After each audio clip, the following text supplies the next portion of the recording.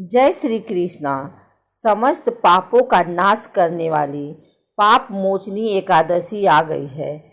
इस दिन व्रत रखने वाले जातकों को इस पवित्र कथा को जरूर सुनना चाहिए, जिसके बिना एकादशी व्रत अधूरा माना जाता है। अर्जुन ने कहा, हे कमल नयन, मैं ज्यों-ज्यों एकादशियों के व्रतों की कथाएं सुन रहा हूँ, त्यों-त्यों अन्य एकादशियों के व्रतों की कथाएं सुनने की मेरी जिज्ञासा बढ़ती ही जा रही है। हे मधुसूदन, अब कृपा कर आप चैत्र माह के कृष्ण पक्ष की एकादशी के विषय में बतलाइए। इस एकादशी का नाम क्या है, इसमें कौन से देवता का पूजन किया जाता है तथा इस व्रत का क्या विधान है।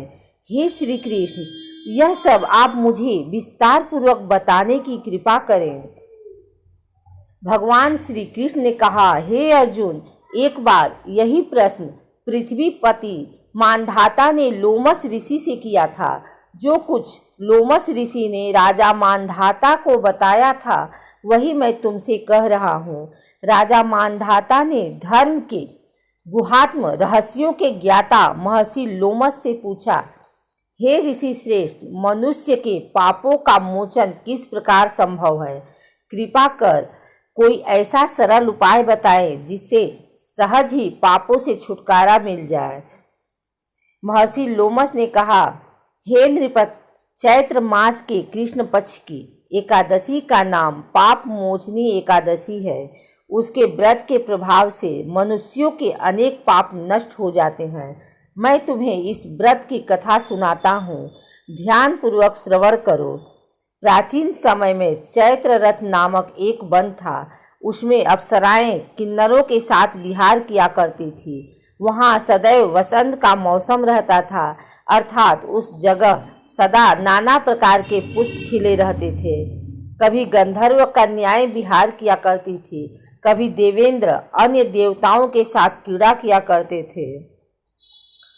उसी वन में मेधावी नाम के एक ऋषि भी तपस्या में लीन रहते थे। वे शिव भक्त थे। एक दिन मंजू घोषा नामक एक अप्सरा ने उनको मोहित कर उनकी निकटता का लाभ उठाने की चेष्टा की। इसलिए वह कुछ दूरी पर बैठ बीड़ा बजाकर मधुर स्वर में गाने लगी। उसी समय शिव भक्त महर्षि मेधावी को कामदेव भी जीतने का प्रयास करने लगे। कामदेव ने उस सुंदर अप्सरा के भ्रू का धनुष बनाया, कटाक्ष को उसकी प्रत्यंचा बनाई और उसके नेत्रों को मंजू घोषा अप्सरा का सेनापति बनाया।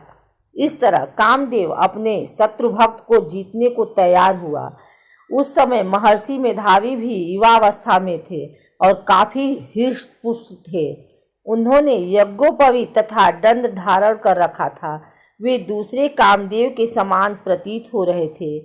उस मुनि को देखकर कामदेव के वश में हुई मंजू घोषा ने धीरे धीरे मधुर बाणी से बीड़ा पर गायन शुरू किया, तो महर्षि मेधावी भी मंजू घोषा के मधुर गाने पर तथा उसके सौंदर्य पर मोहित हो गए। वह अप्सरा मेधावी मुनि को कामदेव से पीड़ित जानकर उनसे आलिंगन करने लगे। महर्षि मेधावी उसके सौंदर्य पर मोहित होकर शिव रहस्य को भूल गए और काम के वशीभूत होकर उसके साथ रमण करने लगे। कामदेव के वशीभूत होने के कारण मुनि को उस समय दिन रात का कुछ भी ज्ञान न रहा और काफी समय तक वे रमण करते रहे। तदुपरांत मंजू घोषा उस मुनि से बोली, हे ऋषिवर, अब मुझे बहुत समय हो गया है, अतः स्वर्ग जाने की आज्ञा दीजिए।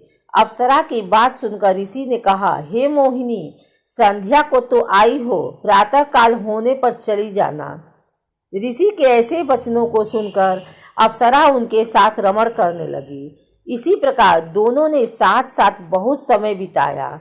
मंजू घोषा ने एक दिन ऋषि से कहा, हे विप्र, अब आप मुझे स्वर्ग जाने की आज्ञा दीजिए। मुनि ने इस बार भी वही कहा, हे रूपसी, अभी ज्यादा समय व्यतीत नहीं हुआ है, कुछ समय और ठहरो। मुनि की बात सुनकर अप्सरा ने कहा, हे ऋषिवर, आपकी रात तो बहुत लंबी है, आप स्वयं ही सोचिए कि मुझे आपके पास आए कितना समय हो गया। अब और ज्यादा समय तक ठहरना क्या उचित है? अप्सरा की बात सुन मुनि को समय का बोध हुआ और वह गंभीरतापूर्वक विचार करने लगे। जब उन्हें समय का ज्ञान हुआ कि उन्हें रमण करते 57 वर्ष व्यतीत हो चुका है, तो उस अप्सरा को वह काल का रूप समझने लगे। इतना ज़्यादा समय भोग विलास में व्यर्थ चला जाने पर उन्हें बड़ा क्रोध आया। अब वह भयंकर क्रोध में जलते हुए उस तप नाश करने वाली अप्सरा की तरफ भ्रिकुटी तान कर देखने लगे। क्रोध से उनके अधर कांपने लगे और इंद्रियां बेकाबू होने लगी। क्रोध से थरथराते स्वर में मुनि ने उस अप्सरा से कहा, मेरे तप को नष्ट करने वाली दुष्ट, तू महापापिन और बहुत ही दुराचिरुड़ी है। तुझ पर धिक्कार है। अब तू मेरे श्राप से पिशाचिनी बन जा। मुनि के क्रोध युक्त श्राप से वह अप्सरा पिशाचिनी बन गई।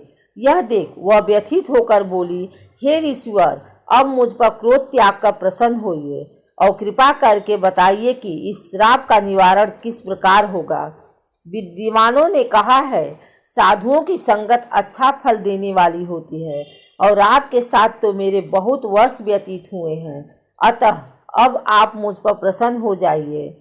अन्यथा लोग कहेंगे कि एक पुण्य आत्मा के साथ रहने पर मंजू घोषा को पिशाचिनी बनना पड़ा।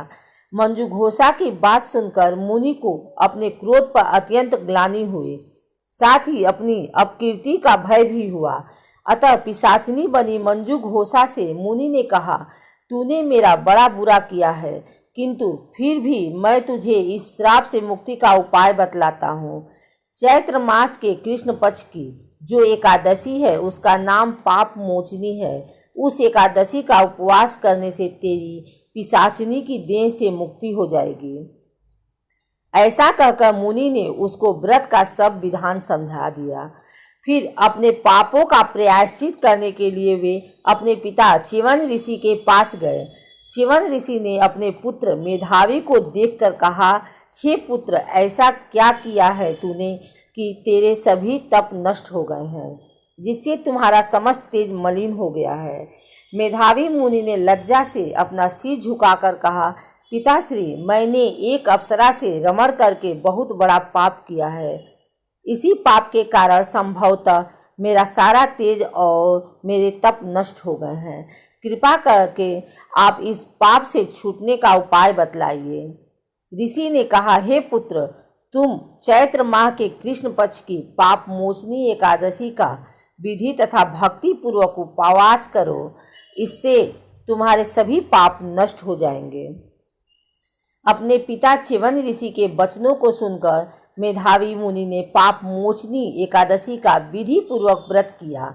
उसके प्रभाव से उनके सभी पाप नष्ट हो गए।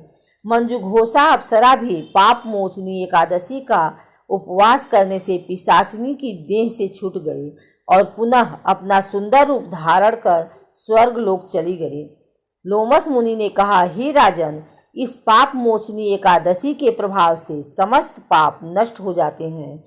इस एकादशी की कथा के श्रवण व पठन से 1000 गौदान करने का फल प्राप्त होता है।